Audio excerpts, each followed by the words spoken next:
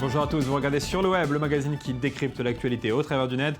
Au programme aujourd'hui, une vidéo en provenance d'Iran qui nous éclaire sur le quotidien sur place des Iraniens, le remaniement ministériel français vu de Twitter et une vidéo de la naissance d'un bébé de la génération 3.0. C'est parti. On commence par cette info qui nous vient de France. Sauf si le nouveau gouvernement de Manuel Valls s'en décide autrement, le Conseil des ministres devrait attribuer en juin des nouveaux pouvoirs au CSA. Le Conseil supérieur de l'audiovisuel pourrait devenir le gendarme du net et se voir notamment confier l'application des peines infligées aux pirates sur Internet. Je vous rappelle qu'à l'heure actuelle, cette prérogative appartient à l'ADOPI. Le gouvernement aussi devrait donner l'autorité au CSA pour tous les services de vidéo et de musique en ligne, c'est-à-dire le site de streaming finalement. Et enfin, le CSA devrait avoir le droit de paramétrer les filtres de contrôle parental, le tout, je vous rappelle, sur initiative du ministère de la Culture, affaire à suivre après le remaniement. Donc, ça sera en France.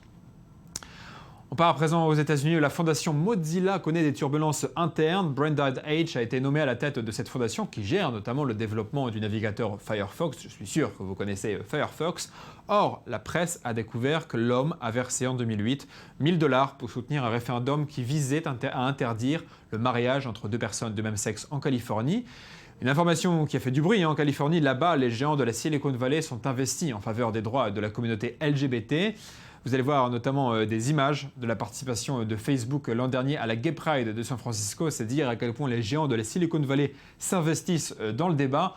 En réponse à la nomination de Brendan H. à la tête de la fondation, 3 membres du conseil d'administration, dont 2 ex-PDG, ont démissionné de leur poste. Ils estiment que sa nomination va à l'encontre des valeurs de la fondation Mozilla. Et l'homme en question affirme n'avoir jamais manqué de respect à qui que ce soit, ni fait preuve de haine et demande à ce qu'on lui fasse confiance.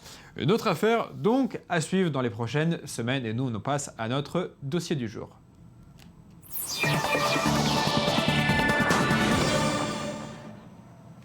Qu'est-ce que vous faites pour les fêtes si je vous pose cette question? Évidemment, vous pensez à Pâques ou à Pessah, mais si vous êtes iranien, vous pensez au Nouvel An iranien. Un studio basé à Téhéran a réalisé une sorte de micro-trottoir et a donc demandé aux passants ce qu'ils souhaitent pour les fêtes.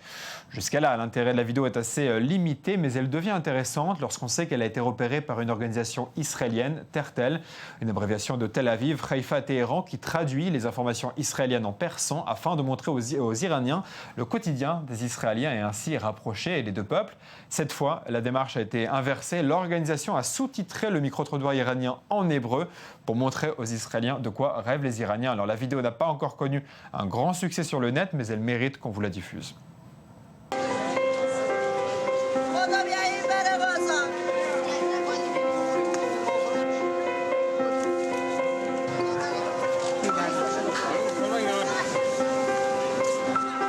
چی عیدی بگیرم؟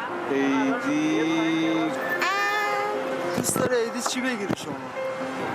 اکی سوال خیلی سخته والا هر چی بهم بده چی بگیری؟ چی بگیری؟ سلامتی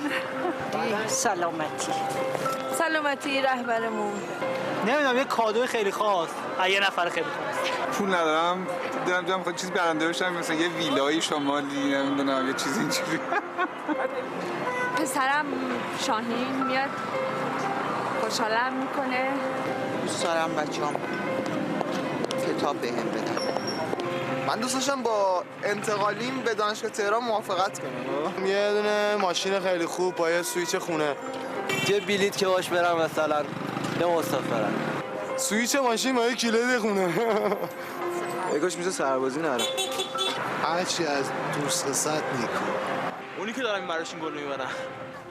Et pour parler de ce sujet, j'ai le plaisir d'accueillir par Skype Alexandre Adibzadeh. Bonjour. Bonjour. Vous êtes journaliste franco-iranien. Merci beaucoup d'être avec nous. Alors, vous le savez peut-être, les Israéliens aiment voyager. Ils aiment prendre l'avion et parfois à l'étranger, que ce soit à Paris ou à New York, ils rencontrent parfois des Libanais, des Syriens ou des Iraniens. Ils se rendent compte qu'ils ont beaucoup en commun avec les autres pays du Moyen-Orient. Est-ce que vous partagez ce constat?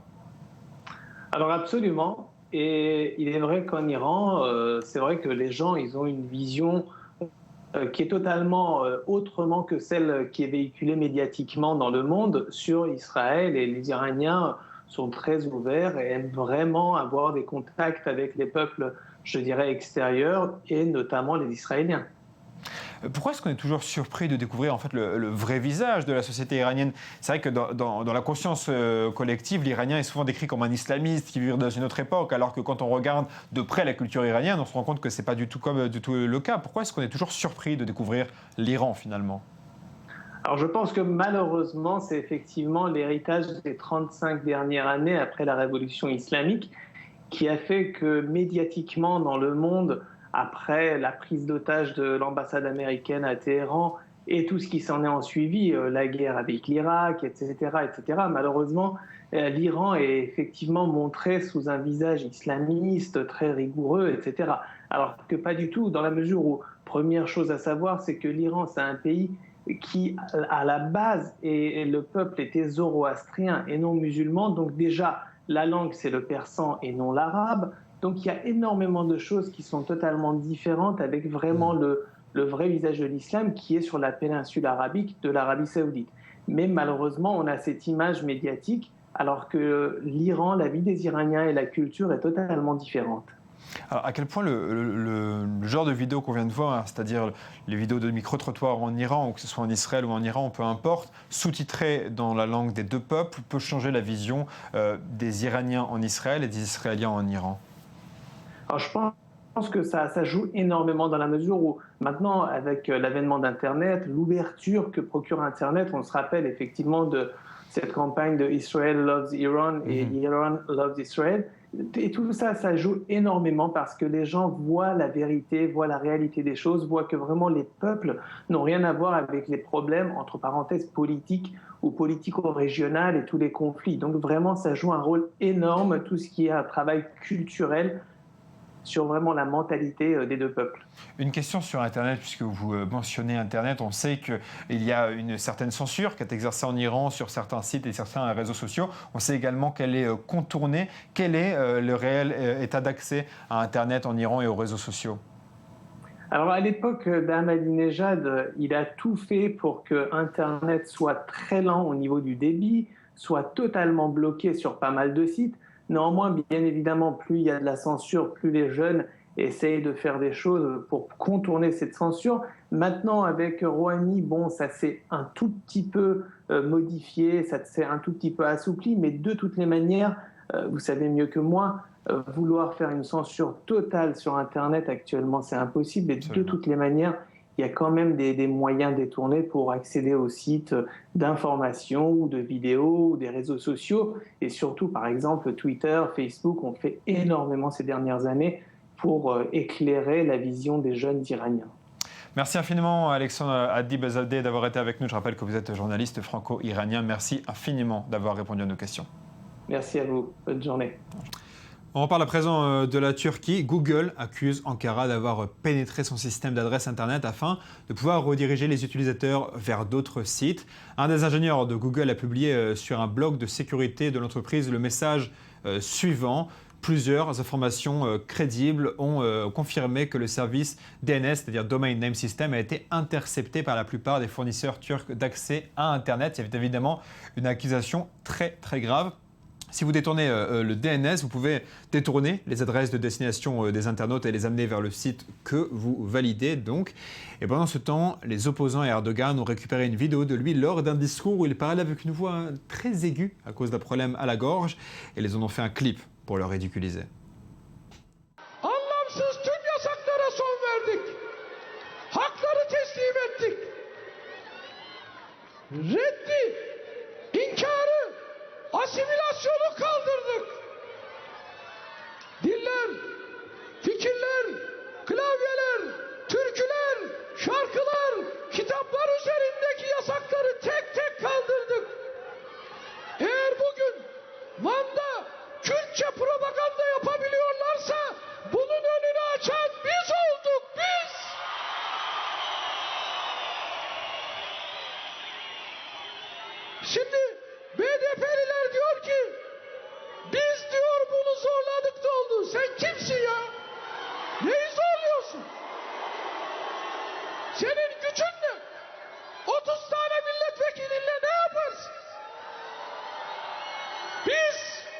326 milletvekiliyle bunun önünü açtık.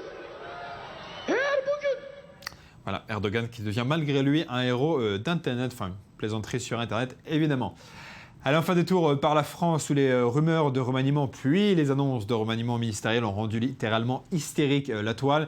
Il faut dire que la journée de lundi a été longue jusqu'à l'annonce officielle. Regardez quelques-uns des tweets qui résument cette folle journée. Tout d'abord, cette photo, postée par un journaliste sur Twitter. Apparemment, les conseillers de Matignon ont eu pitié des journalistes et leur ont apporté à manger et à boire. C'est très sympa, surtout le petit luge, j'en ai très envie, pourquoi pas. Des messages ensuite de soutien au Premier ministre. J'en ai compilé quelques-uns pour voir un peu à quoi ça ressemble. C'est des messages de soutien au Premier ministre de la part de ses ministres, les ministres sortants, eux aussi. Ensuite, une capture d'écran, le rictus de François Hollande immortalisé lorsqu'il annonce la nomination de Manuel Valls. C'est assez impressionnant, c'est exactement le moment où il dit le mot Manuel Valls. C'est assez impressionnant de voir le rictus.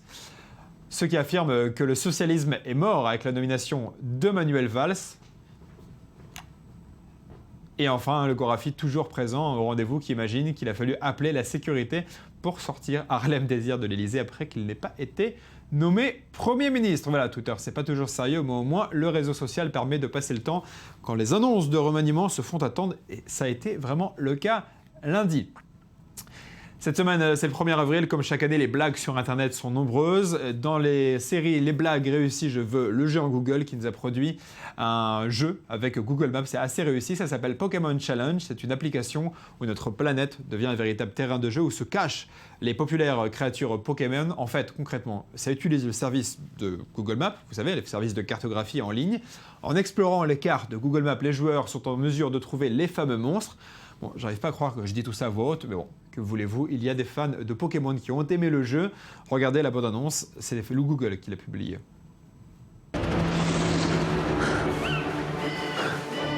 At Google, we seek to hire the most exceptional people. Today, we're announcing a new job role and challenge.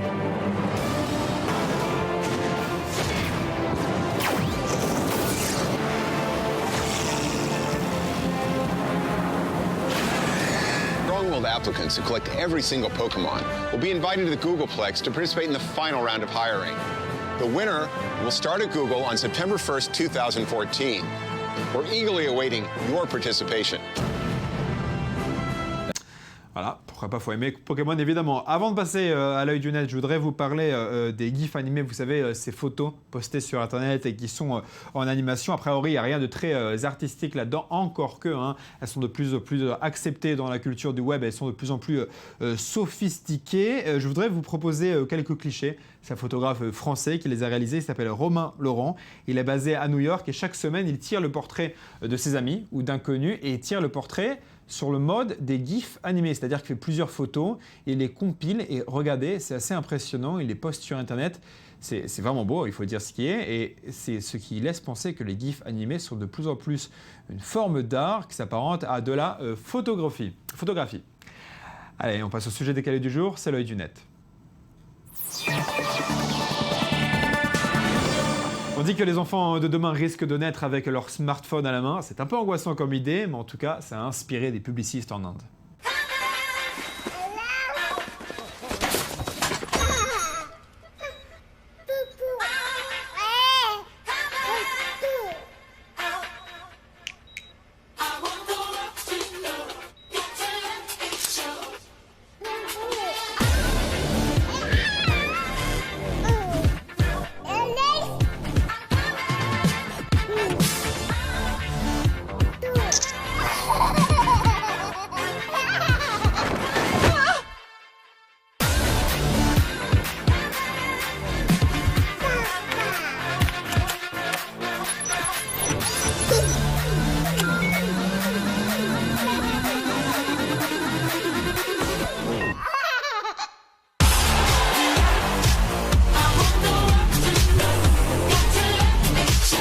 Et on termine avec un flash mob made in Israel. Ça se passe dans le Dizengoff Center, l'un des plus anciens centres commerciaux du pays. Regardez.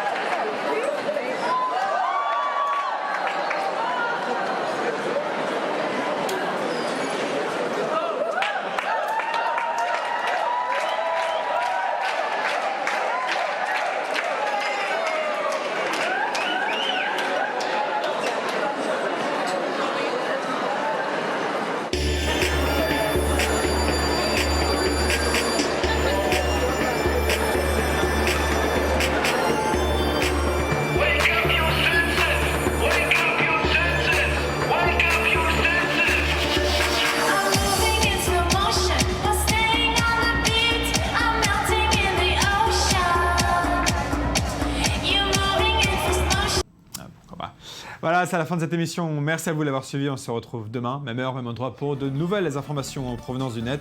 Bye, vous me manquez déjà.